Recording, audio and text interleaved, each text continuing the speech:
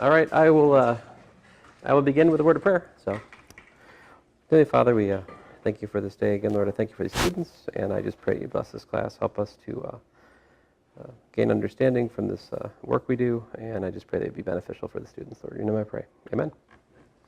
All right, there's a few remaining tidbits, theorems on sequences I should probably share with you guys.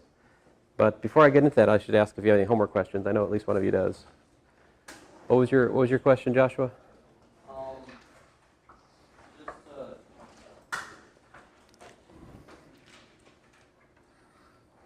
Whenever we use Poppy's policy, we want this to stay extended and continuously with it.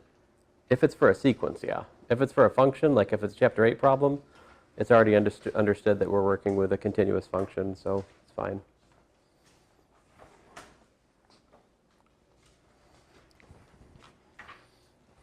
Any other questions?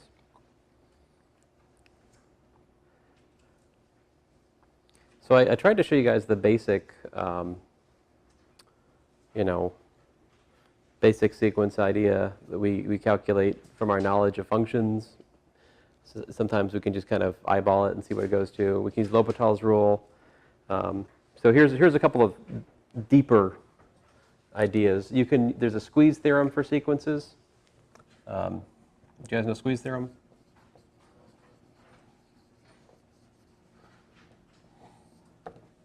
So it looks like this. It's if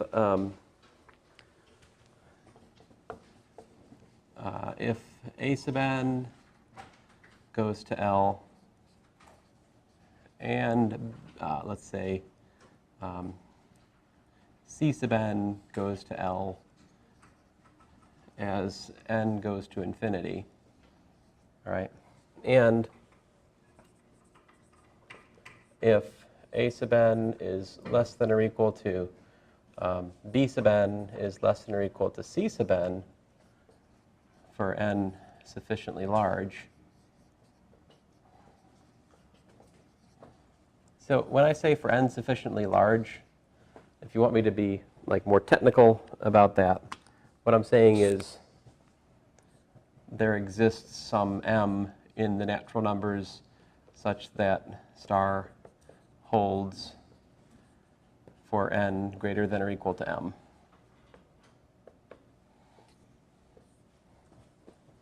Call this inequality star, okay? That's what I mean, sufficiently large. It doesn't matter what happens early on. The sequence, we take limits at infinity for sequences, right? So I just need this inequality eventually. And if I have that, here's the punchline, then guess what? B sub n also goes to L as n goes to infinity. Okay, so I stated this theorem in the other notation, partly as a showcase of the other notation. This theorem in the limit notation looks like what? If the limit as n goes to infinity of A sub n is equal to L, and the limit as n goes to infinity of B sub n is equal to L, and an less than or equal to bn less than or equal to cn, then, and this is for n much, much greater than 1, then the limit as n goes to infinity of B sub n is also equal to, you guessed it, L. All right. You guys remember the squeeze theorem? Calculus 1? Yeah. Okay.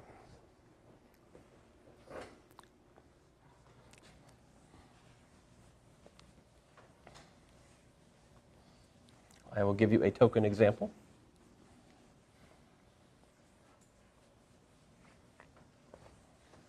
So how about this? Example 1.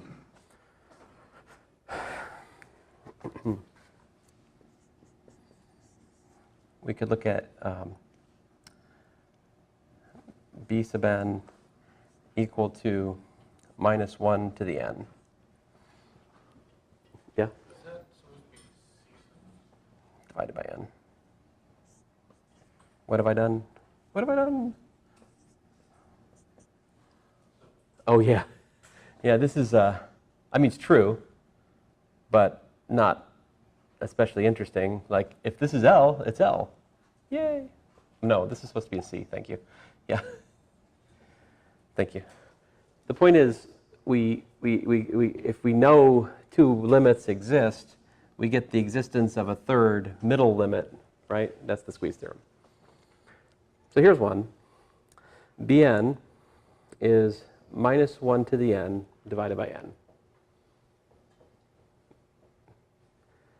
So we can't, this one, L'Hopital's rule won't help us on, right? You can't extend this continuously. It's not nice. Well, I mean, you can extend it continuously without a lot of work. Let's say it that way. So this is made to order for the squeeze theorem.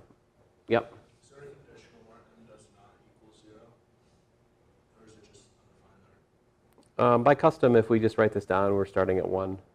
But, yeah, I'd be happier if I told you for n equals to 1, 2, da, da, da. But, yeah. Customarily, if it's not written down, we start at 1.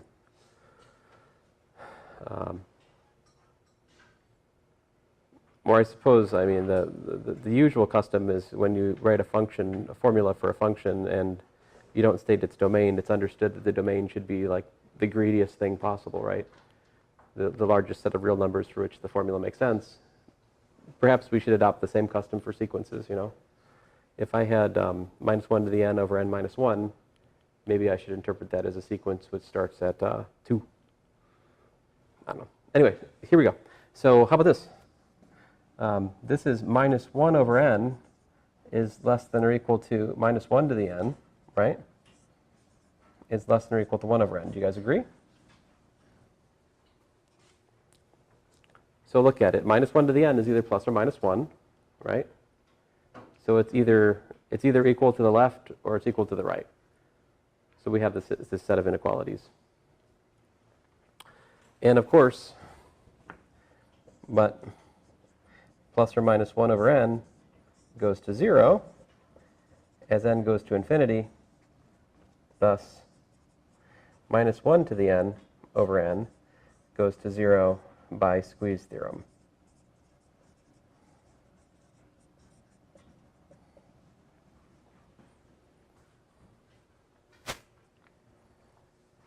I'm missing something. This is missing a as n goes to infinity. I should write that. Okay. Questions? All right.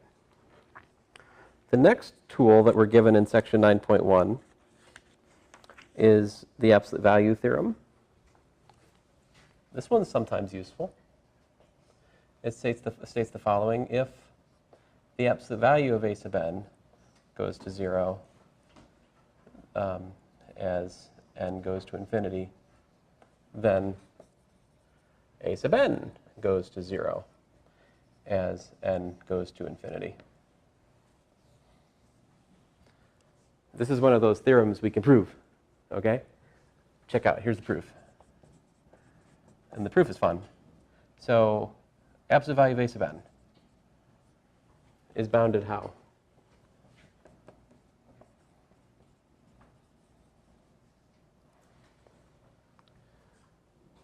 I mean, see here, how can I say this?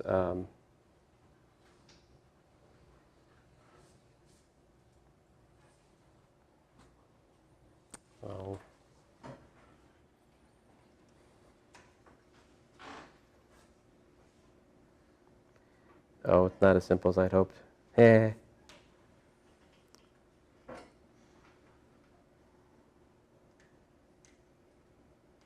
Oh, well, I'm an idiot.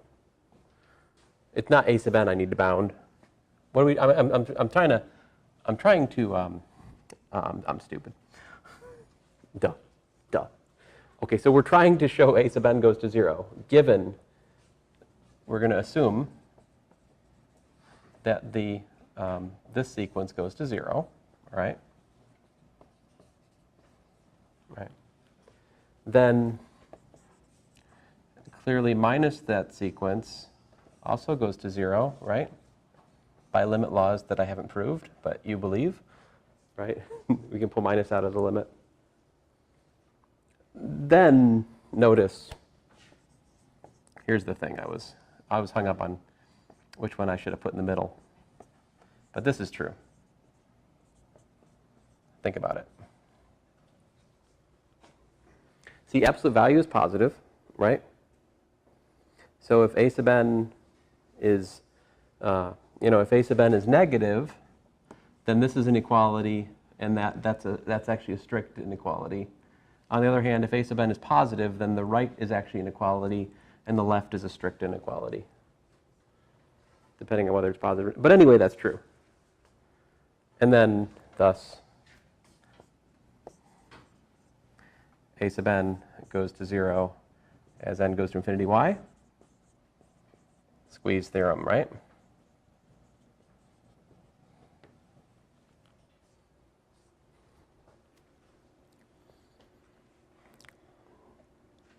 Okay. So I would encourage you guys to look at pages 588 and 589. He's got some how to find the pattern for sequence examples that are a nice complement to what we did yesterday. Be good for you to read them. And so the next theorem I need to share with you guys is a little bit less, well, I don't know if it's less intuitive, but for me it wasn't entirely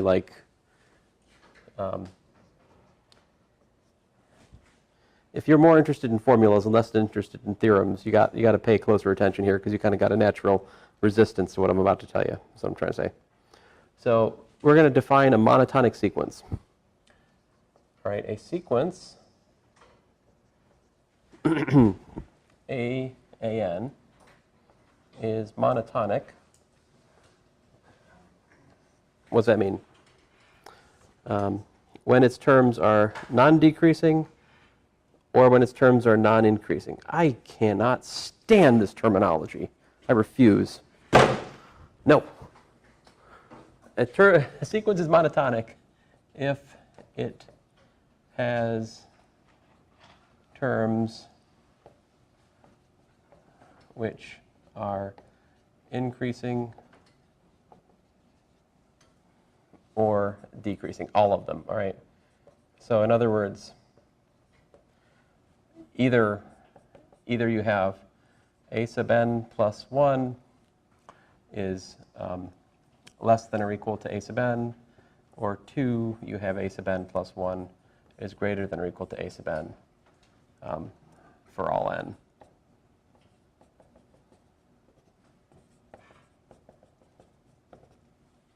Let's see, which one's increasing, which one's decreasing?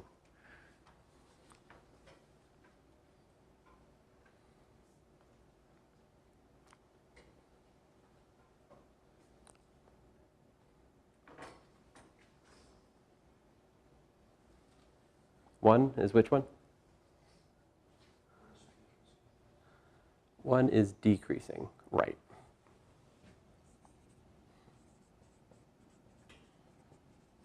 And this one is increasing, yeah.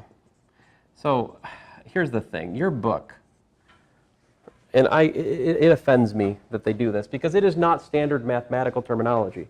It just is not. They will insist that decreasing is just this and increasing is just that. But it is, in better math books, accepted that increasing is less than or equal to. In other words, a constant sequence is increasing. You know what? A constant sequence also decreasing. A sequence which is both increasing and decreasing everywhere is a constant sequence. But they insist, instead of saying decreasing, they say non-increasing. Because they think that's better pedagogy, I guess. Sorry, I just can't do it. Decreasing, increasing. I'm sorry I disagree with your book, but I disagree with your book. So there it is. Anyway, either one of these is a monotonic sequence. It just means it's always increasing or always decreasing, okay? And so, and then we can talk about what's called a bounded sequence, right? Here, I guess I should give you an example, huh? Example 2. How about you guys? You guys, make me do all the work. You guys give me an example. I want this to be decreasing, and I want my second one to be increasing.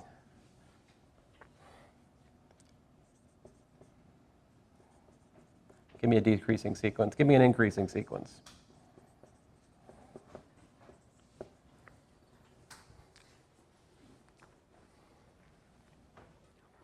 It's like a choose your adventure novel, you know? Letting you pick the next chapter or something.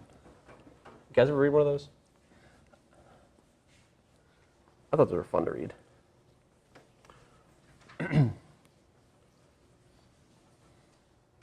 You guys are going to make me come up with them, aren't you? Yeah. Question. If it's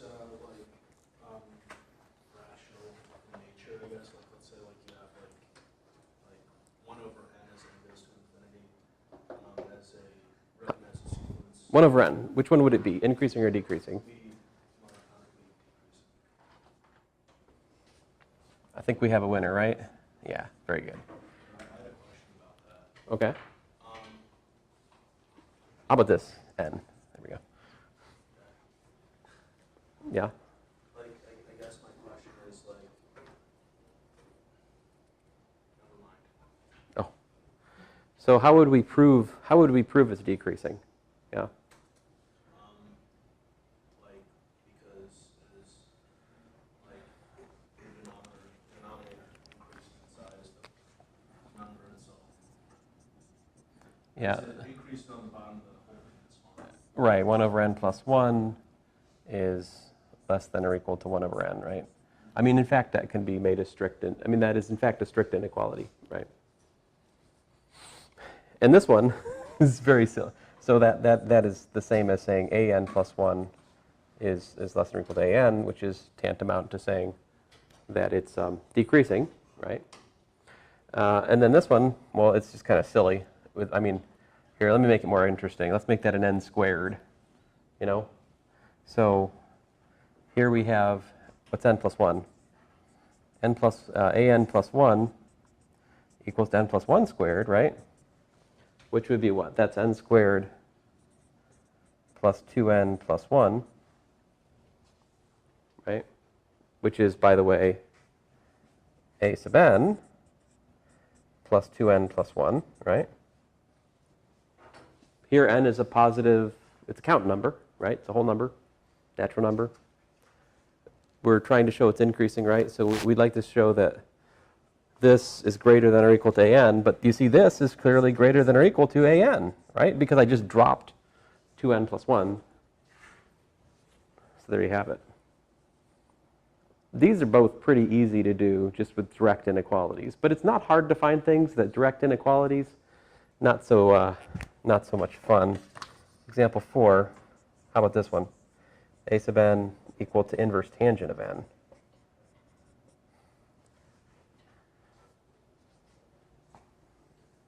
So you probably don't know any kind of identities about how to rewrite inverse tangent of n plus 1 in terms of inverse tangent of n, right? I don't.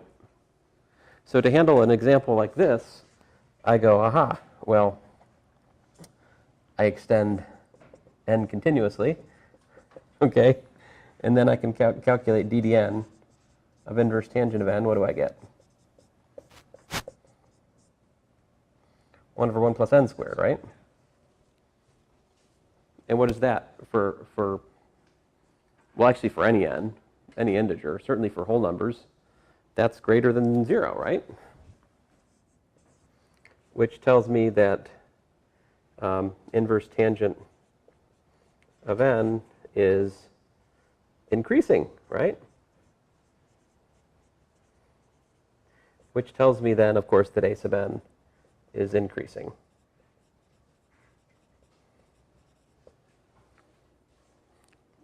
Yeah. Is that only between like, is that with determining limits or not? Like, because it is it's a function, and like, what does that look like beyond? Yikes! No, I'm having trouble explaining what I mean. The graph of that is that. Are we assuming that's defined past -1 and 1? sure. I mean, extending inverse tangent. So inverse tangent of n is something like, let's see, it goes pi over 2 up here, right? Minus pi over 2. It's easier for me to draw the continuous extension first and add points later. So this is the continuous extension, right? And I mean, it's easy enough to see when you draw that graph, it's obvious it's increasing, right? But this calculus seals the deal, right? That shows without a doubt this is an increasing function because it has a positive derivative everywhere. It's increasing. The sequence, graphically, I guess, looks something like this, you know? So the black line is the continuous extension of that, right? But yeah, that's an increasing sequence.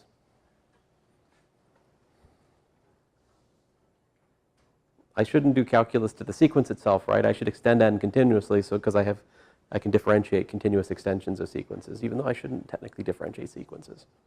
Just a math thing. Yeah, I haven't said anything about the limits of these sequences yet, have I? But you're right, it converges to pi over 2, and that actually has to do with my next thing, which is bounded. What's a bounded sequence?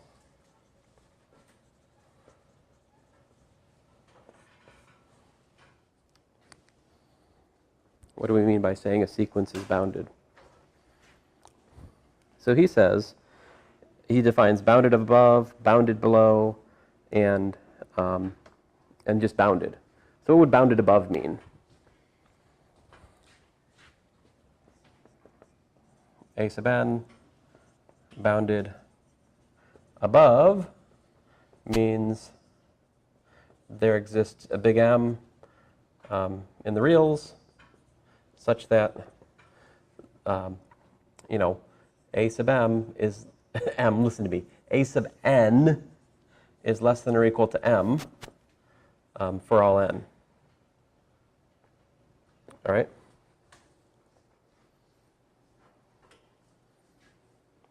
And I would assume we're working with the n in the domain of the sequence. So it's usually 1, 2, 3, 4, 5, but it could be 0, 1, 2, 3, 4, 5, dot, dot, dot, dot. Yep. What does that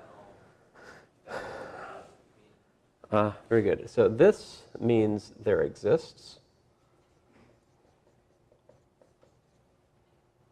So this equals there exists. This guy, this upside down A, equals for all. You'll see these in your math classes. Now is a good time as any to learn them.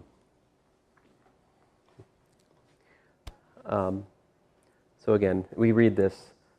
That sequence, A sub n, is bounded above, means there exists a real number m such that my s dot t is such that, because I don't like to write such that 30 times in a lecture. And A sub n is less than or equal to m. So that's bounded above. Bounded below. What's bounded below?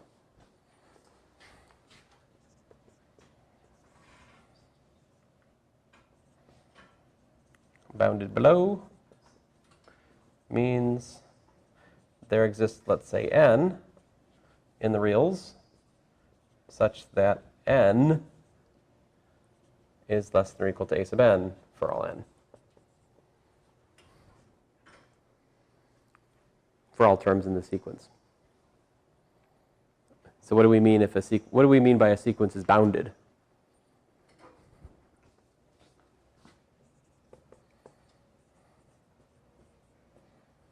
A sub n is bounded if it is bounded above and below.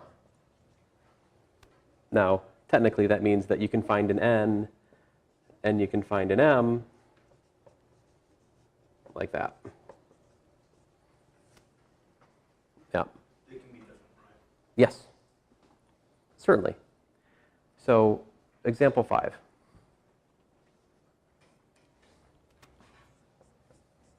How about this? We have 0 less than or equal to inverse tangent of n less than pi over 2. I mean, I can throw in the equalities, no loss of anything there. I mean, it's not happening, but it is less than or equal to. It just doesn't actually attain the equals to. It's mathematical or, you know. So inverse tangent, that sequence, right, is a bounded sequence.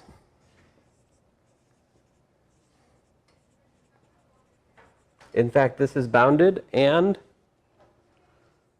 monotonic, right? It's a bounded monotonic sequence because it's bounded and it's increasing, right? We just proved that in example 4. All right. Now that we got all this language, here is the theorem. If a sequence is bounded and monotonic, then it converges. So here's the big theorem. Bounded monotonic sequences converge.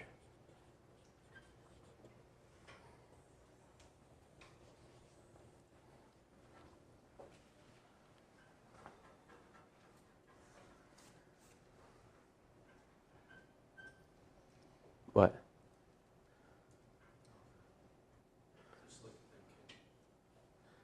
So, example 6. How about this? Inverse tangent of n is a bounded monotonic sequence, and what does it do? It converges to pi over 2 as n goes to infinity. Right? Yeah. Was there a test to want us to write justification? Do we have to explain ourselves and our mathematical logic on the next test? Yes. Yes, we do. So, example 2, you know this already. You already know this. But this is also a, is this a bounded? You're thinking series. We'll get there. Maybe even today. Is this a bounded sequence?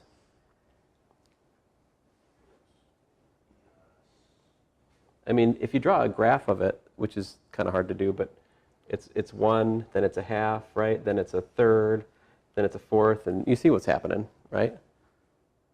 So we have, I mean, it's pretty clear 0 is less than 1 over n, right? And what's a bound above? Right, where it starts. And so that's the thing. You know, if you look at strictly decreasing, decreasing sequences, if you use the first term in the sequence, that'll give you an above bound, right? Does that make sense? Because if you have A1 is greater than or equal to A2 is greater than or equal to A3 is greater than or equal to greater than or equal to AN, it means that this guy serves as an upper bound. On the other hand, if you have I'm sorry, that's an increase. I keep decreasing, right? If we have an increasing sequence, then the first term in the sequence will serve as a lower bound, right? But anyway, example 1, sorry, I can't count. Example 2, right? We have a bounded monotonic, because it's decreasing sequence, therefore, limit exists. Of course, you knew the limit was 0 already. You knew 1 over n goes to 0 as n goes to infinity. I'm just pointing out it's yet another illustration of this powerful theorem, which will allow you to do this will allow you to calculate limits that you can't otherwise calculate. How about this? This is monotonic, but is it bounded? No, there's nothing. I mean, the smallest it ever is 1, right? But it's got no upper bound. It just keeps growing and growing and growing, right? So it doesn't converge. All right, so I hope this theorem I have given you some sense of why it should be true. The proof of it involves the least upper bound property, and maybe I'll do that some other day if the spirit leads me. Let's see here. Trying to find a good example.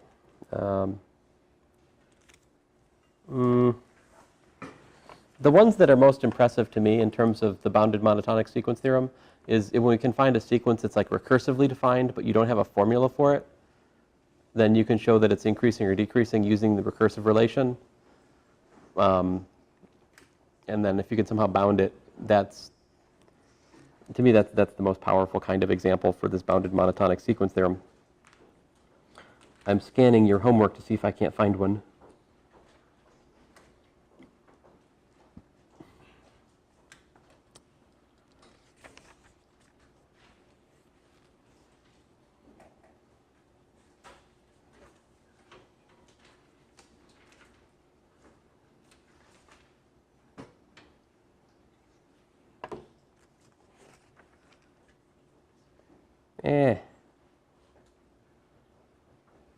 Nothing sticks out to me.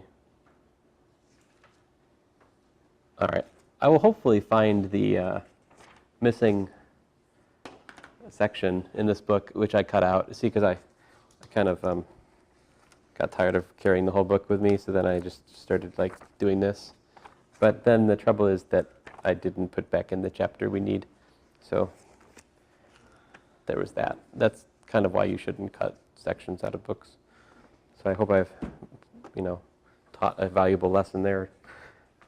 But let us move. I mean, these are the tools we have for calculating sequences. There are some harder things. What I'm trying to get at is there's like about 4 or 5 really subtle limits that I would like to walk you guys through how to do them. Maybe not the entire proof. I'm going to prove a couple of them. They're not in the book, but I really feel like since there's at least one math major in here, you guys should see those. I think this section in the book's a little weak on sequences, a little weak. So, but anyway. So that brings us to series.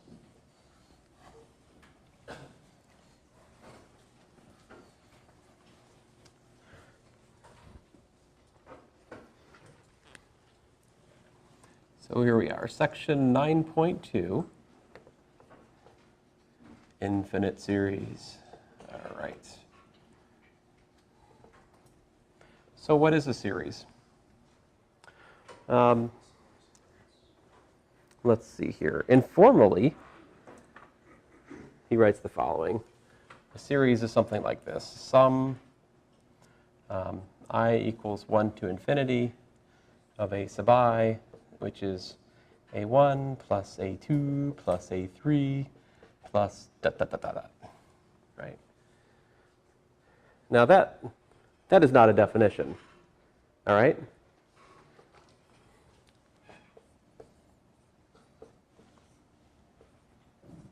What we're looking at here right now is a slogan at best, maybe. Maybe it's a slogan. It's definitely notation, all right? So what I want to do is I want to define for you, as carefully as I know how, what a series is. Okay? So here's the definition. We say that the sum I equals 1 to infinity of a sub I, or a1 plus a2 plus ... is a series. All right?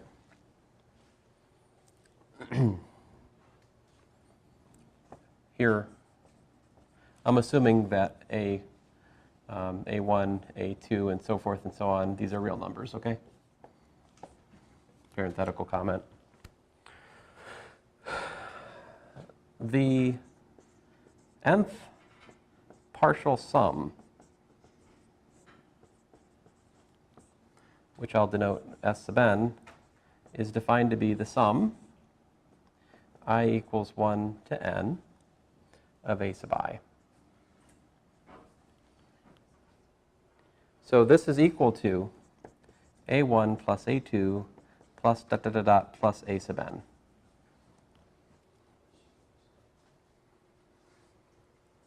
So this is the nth partial sum of the series.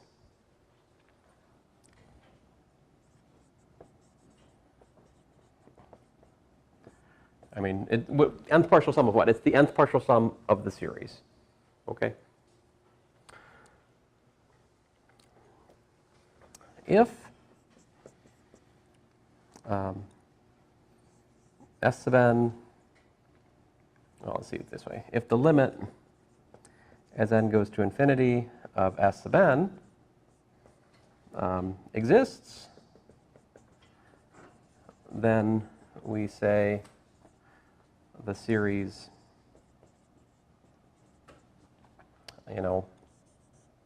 sum I equals 1 to infinity of a sub I converges.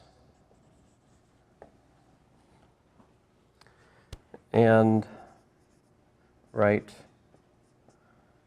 and, sorry, language.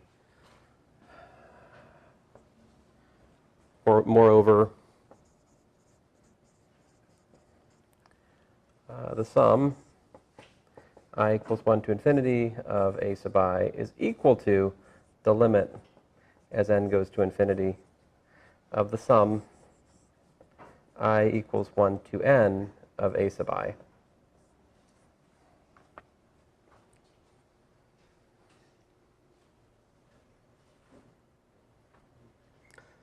So this is said to be a convergent series. And its value is the limit of the sequence of partial sums.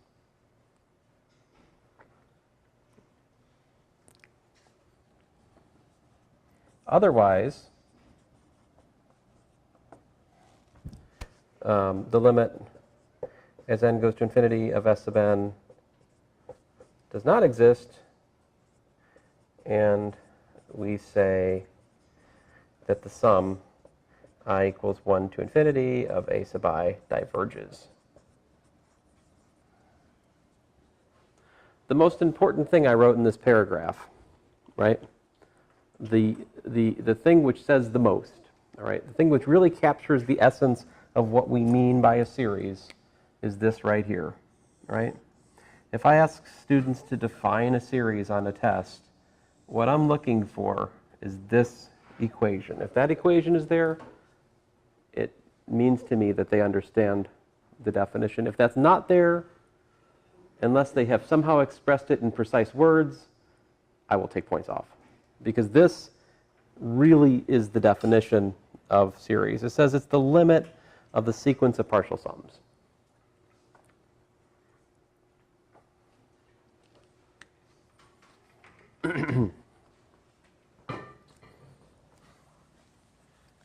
Now, it might seem kind of hopeless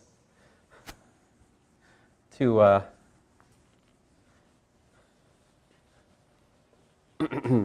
calculate these, right? I mean, like, it seems kind of intimidating, this mess of jibber jabber. But we're going to try to understand this as best as we can over the next few lectures. Maybe it's helpful to actually start with an example of a series which does not converge. So I'm going to give you a non-example, sort of, as our first example. So how about this? The sum I equals 1 to infinity of 1. Right? So in this case, the nth partial sum would be the sum I equals 1 to n of 1, also known as 1 plus 1 plus plus 1. There's n summands here. So what is that?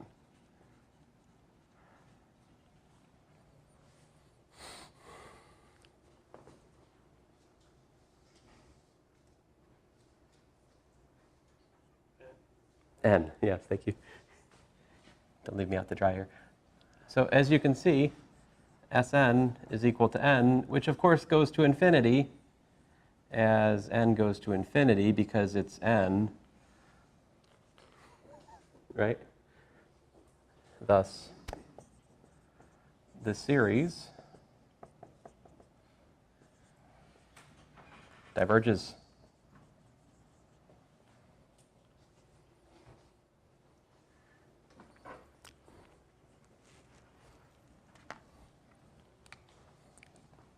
And if you want a reason, by definition of series is the reason. I mean, I used the very definition to show that it diverges.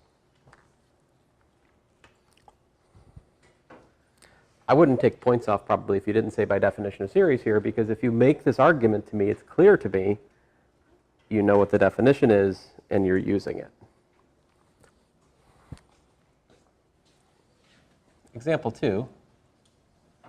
How about this? We look at the sum, let's say I equals 0 to infinity of, I don't know, x to the I. So this would be like 1 plus x plus, x squared plus x cubed plus da da da da.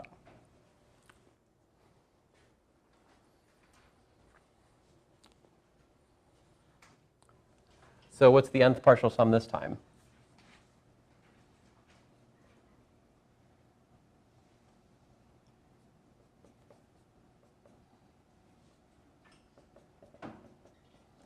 Right? All the way out to n? All right, fine, you got me. There's actually n plus 1 terms there. But if you don't mind, I'd like to refer to the nth partial sum not by counting the terms, but by the n in the sum, if you don't mind. How about what's x times Sn?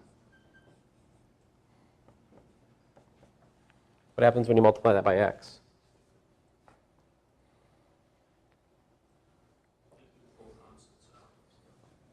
You can pull constants out. How about we get x plus x squared? I mean, well, you guys disagree or agree?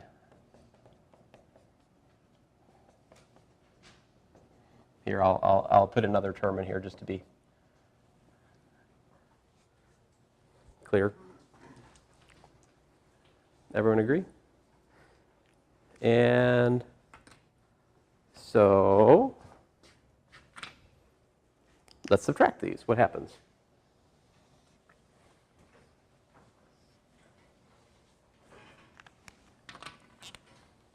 We have Sn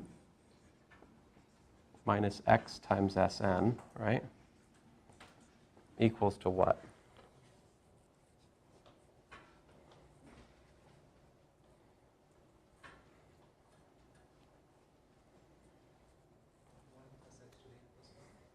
The one, yeah, 1 survives, doesn't it? Does anything else survive? Everything, like this cancels that, that cancels that, this cancels this, right? The only thing that's left after it is these two guys, right? So you can see that you have minus x to the n plus 1. So this, of course, is 1 minus x times Sn, 1 minus x to the n plus 1. And so we found a formula. What is the formula for the nth partial sum here? Sn is in fact equal to 1 minus x to the n plus 1 divided by 1 minus x.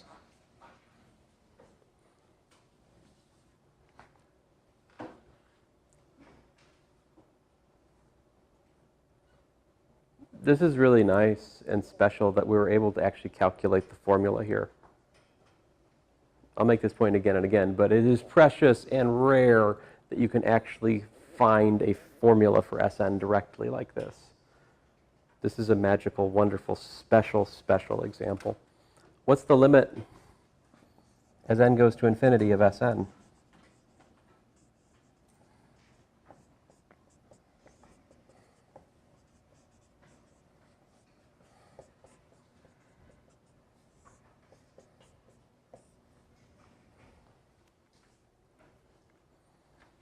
See, to me, this is one of those places where we haven't really paid our dues in the last section yet. If we were doing the sequences section correctly, we ought to have already proved, in fact, this careful statement that the limit as n goes to infinity of, say, r to the n There are some cases here, right? It's 0 if the absolute value of r is less than 1. Because it's either a half or it's like minus a half, you know? And as n goes to infinity, it goes to 0. On the other hand, if r is equal to, it's 1, if what?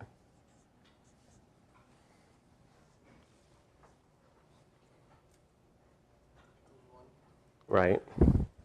It does not exist if r is equal to minus 1, and it's infinity if the absolute value of r is greater than 1. Well, let's just say does not exist, because, I mean, if it's negative, fine. So this, everything here is fine, except for one thing, right? This guy. I'm assuming here that x is a number, you know, some real number. Which real numbers does this series converge for? If we want this piece to go away, what do we need? For this to go to 0, we need what?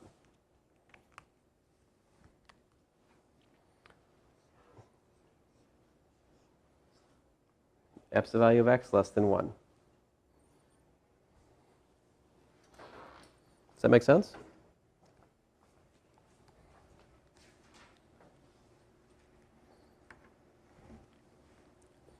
Anyone know what this is?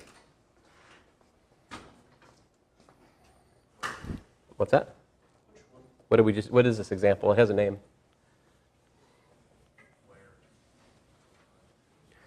Here, what if I do this? 1 plus 0.9 plus 0.09 plus 0.009 plus da-da-da. In other words, x equals to 0.9. Then this says that that's equal to 1 over 1 minus 0.9. I may have messed up something here.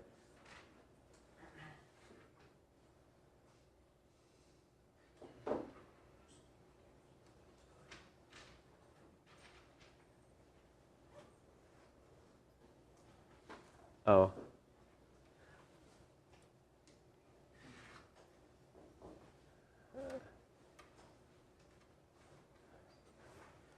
Let me stop that. Anyway, this is the geometric series, and I'll start again tomorrow. I've got some mental block here at the moment. Let me just end it for today. I'm sorry, guys. It'll take me 2 minutes to unravel whatever it is I'm confused about in my mind.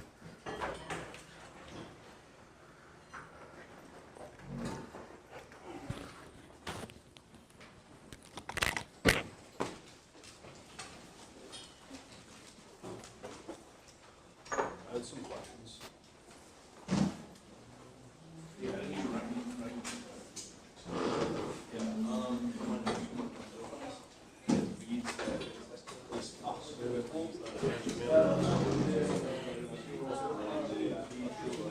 yeah.